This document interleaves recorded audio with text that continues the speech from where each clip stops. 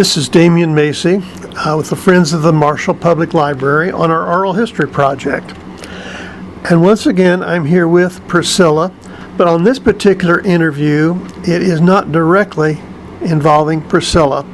Back at the end of last year, her husband, Bill Wieck, was interviewed, and the production did not come through, or something happened to the recorder or otherwise, and before he could be re-interviewed, he did pass away. So I have talked to Priscilla, and she's willing to pick out a few of the highlights that her husband probably said or might have said during that interview. And we're delighted that Priscilla is now going to catch us up to date on an interview with her husband, Bill Wieck. So Priscilla, with that kind of as a background, you are on. Well, let's start with his teaching. They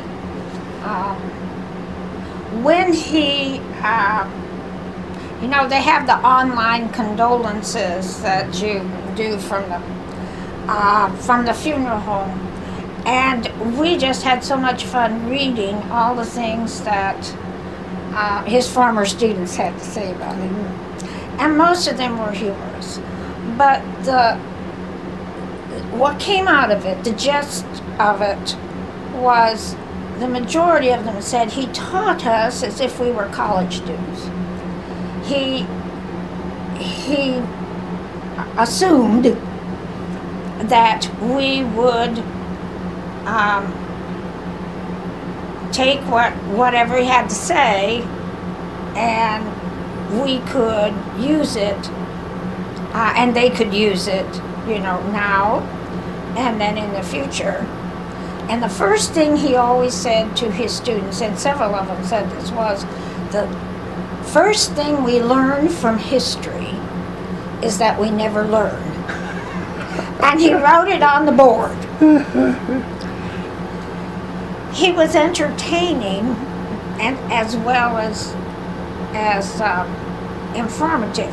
He always outlined everything on the board so that they were to write that down. But he never monitored their notebooks or anything, but they were to write that down. And then whatever it was they were talking about that day. And they appreciated that.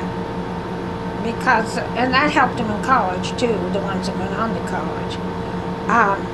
There's a lot of funny stories. They told a lot of funny stories about the things that happened. He kind of became a legend more than anything. And I would hear from people that were, you'd just pass somebody at the Walmart or something, and they would always say, well, tell Bill that he was the best teacher I ever had. And that was nice. And I would always tell him what people had said.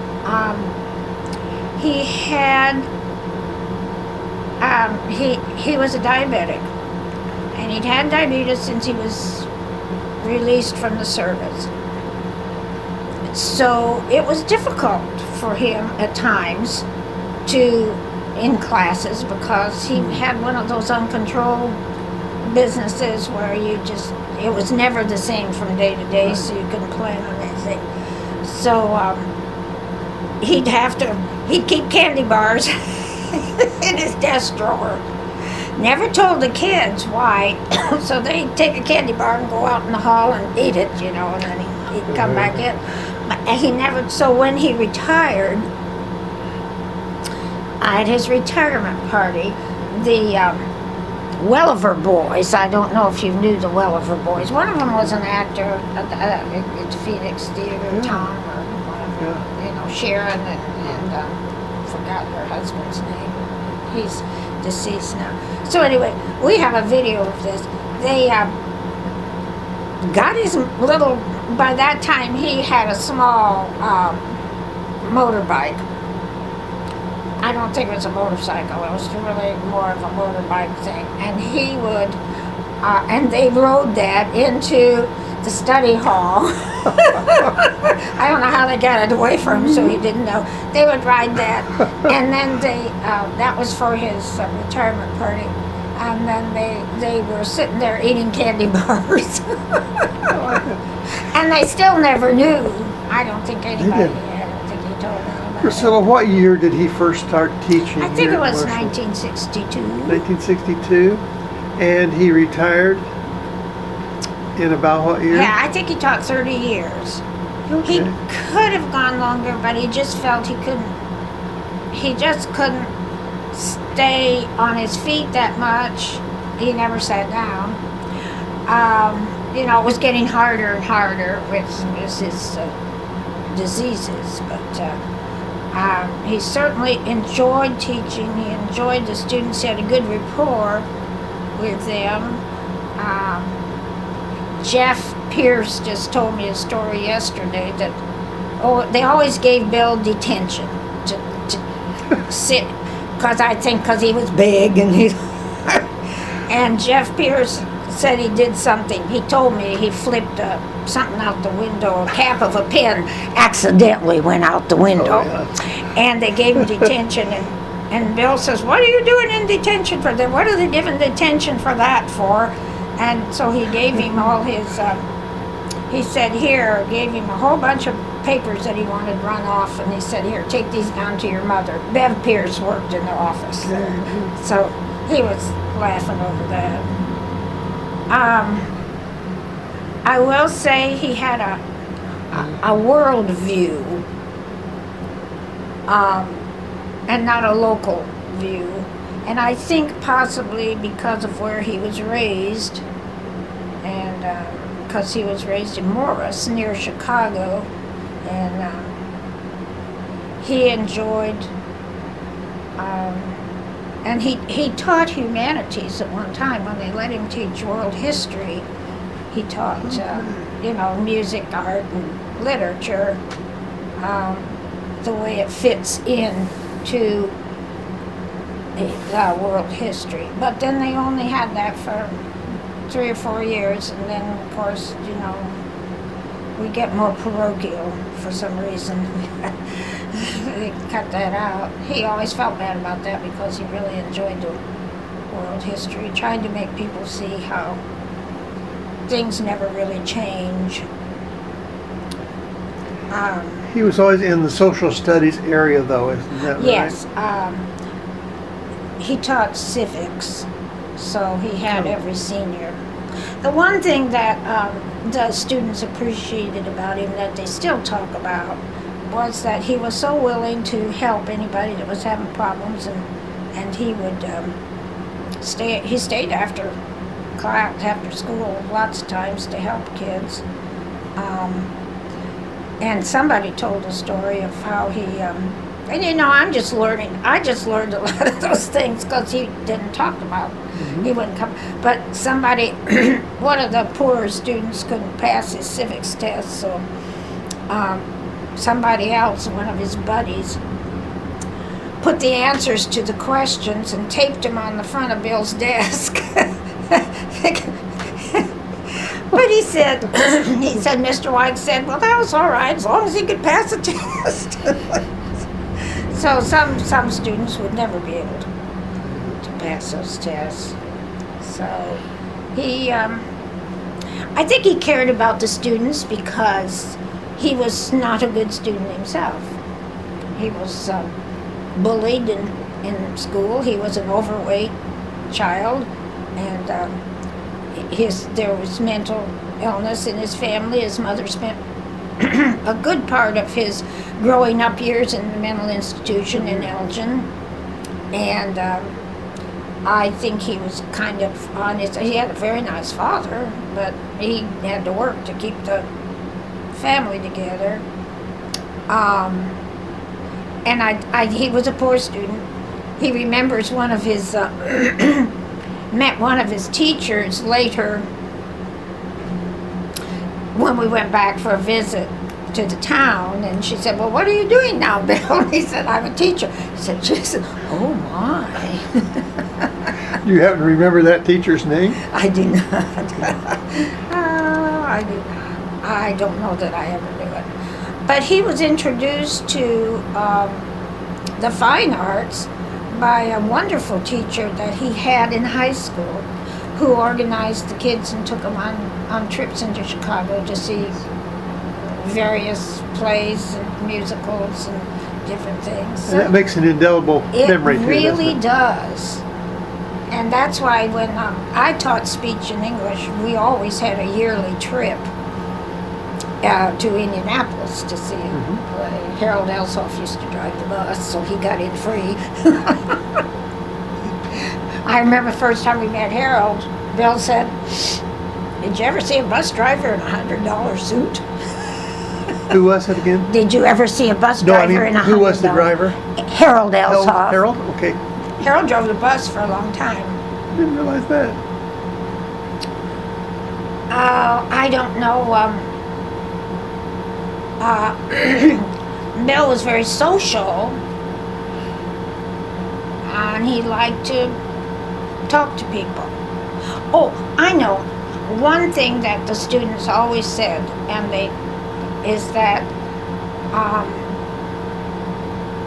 he was always fair, and they knew his political beliefs, but he always accepted others' political beliefs. One girl said, "He gave me an A on my paper even if I'm a Republican." She wrote that down. Politics was very dear to him, and he remembers FDR stopping in his town of Morris, or else they went to Chicago to hear him. Now that sounds more logical. He also heard Kennedy. He also went to Kennedy's speech when he was in Terre Haute. Did you know Kennedy stopped in Terre Haute? Long time ago. I saw him in Chicago. Did when you? I got there. He believed in. He could say it so much better than I could, but justice for all. He was always fighting some cause or another. A lot of his former students would come to him for either advice or recommendations or loans. I think he loaned money to half the down and outs in town. Didn't get most of it back.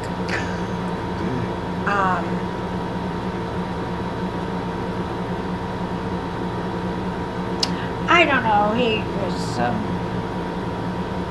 I admired him because he's never been well his entire life. Yet he never talked about it, and he never seemed to let it bother him. It's just something we all lived with. And So I remember at one time he had a very beautiful old Oldsmobile. yes. Did he have a particular love for old cars, or? I don't know why he bought that. And that belonged to Edith. She was the home ec teacher. Ralston? No. I think it's it. Sometime it'll come to me there too. Anyway, we could remember her driving it because she could barely. All you would see when she was driving was her head. It was a big car. Yeah, I think it's just. I don't know. I think it probably came up for sale, and he really enjoyed it for several years. We went to Car. Turpin has it now. Oh, it's still in the area. Yeah, he gave it to Turpin when he got, when he couldn't get around so much anymore. And she says he should clean it up. She wants him to clean it up and drive it in the parade, and I should sit in the front seat. And I thought, well, maybe she'll forget about that. I don't think he had a particular love for old cars. I think it just came up for sale, and it was kind of fun, and we went to car shows for a while. A little sentiment in it, maybe. Yeah. And I noticed he always had a motor scooter Yes. in the later years. Yes, well, he had first a small motorcycle. He always had something. And then he got, and he had a kind of a motorbike thing. And then he got, the last one was, he could ride with the big boys on that one. That would go, but he never went out on the interstate in it. But, and there's a funny story about that, because he used to take, when he had that one that he had, he would take Connie to school, because I was teaching in Kansas, so I went earlier. She would ride on the back, and he'd drop her off at high school. Well, somebody got a new superintendent, don't remember who it was, might have been Mr. Ross, well, it would have been before then. So he had to come down and talk to Bill that he shouldn't have those young girls riding with him on his motorcycle. So I said, I'm sorry to tell you, it's my daughter. He didn't realize it? No, I guess not. That's funny. I don't know.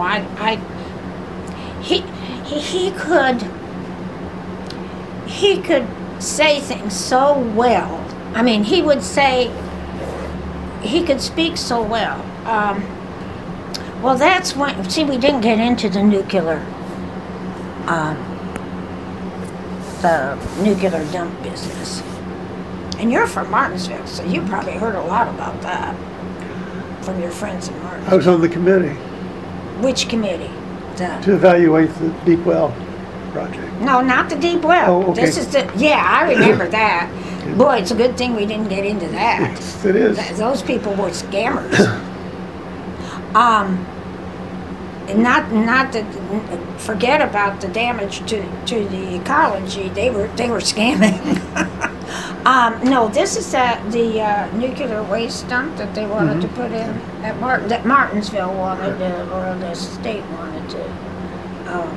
And that was a 7-year battle. And when we finally got to the hearings, we were our organization was awarded $500,000 or so for attorney fees and so forth. And I think what bothered him the most about the nuclear dump was not, I don't think the public safety business bothered him as much as the political finagling and the way the state was buying off everybody. I think that bothered him more than anything. But Well, even today, I think when you hear the word nuclear, it can be used for a lot of good, but still there's the unknown quantity, and apparently that stuff lasts forever. it does, it lasts forever. That there's really no way of knowing what the final outcome will be. And we are in an earthquake zone. Exactly. We just have and the concrete bunkers and everything that are supposed to make it safe. You know, an earthquake. It's kind of like the Velsico site. We don't know what's happening underground there either. You know. But yet, my uncle worked there, and people around town had worked there for years, and apparently had no after effects from it. That's right. I so- don't think the workers as much as maybe the land. So you don't know about that either. And the cattle and. Yeah. Yeah. So, I don't know. I don't know if that's a good portrait of Bill or not. Well, I think have no you've given a idea. lot of things that it's good to get in the oral history, and I think many people, especially his students, over time in the future will enjoy hearing that. Even though they're not going to hear his voice on it, Yeah. it's great to hear it Yeah. from you. Was Bill at all, I guess, shall I say, opposed to Connie going to China? No. Okay. No. We don't have that kind of family. Well, I know you said he always looked at the big picture Oh, yeah. and the outside of things, so I assumed he was very much in favor of that. But We always raised our kids to be pretty independent. Connie's the one that she always has been. And even in high school, she was just always different. She had to get a special petition to use the weight training stuff at the high school because girls couldn't use it. yeah, that's right. And now here we all go down to the gym and because she was a swimmer and she wanted, strength training for her swimming. But no, it's interesting that like Paul is different, so different. He's rather traditional, and she is very non-traditional, which is kind of interesting.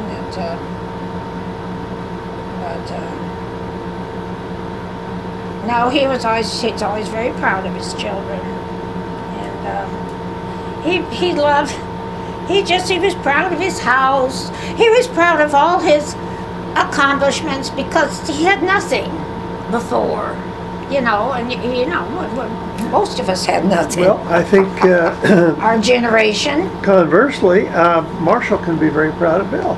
Well, thank you. Because I know, well, my son ended up in detention once. And Bill gave him a good chat. What are you doing here? Or you shouldn't be here. And anyway, I think Bill and George had battered that around many times later years in life. Well, George probably had him for civics. I think so, yes. Yeah, I think almost everybody had to. So, and it's such a pleasure to hear, and it always has been, since he retired, to hear people. I mean, nobody stops anybody on the street and says, "Oh, we just loved your class." Although somebody once said it was the funnest class he ever had. That's because we did plays. Nobody ever says that about me, but and so it's a pleasure to hear that. Because we live in other people's thoughts for as long as they live, and then eventually something like this oral history will preserve a lot of the memories of people. That's a wonderful thing.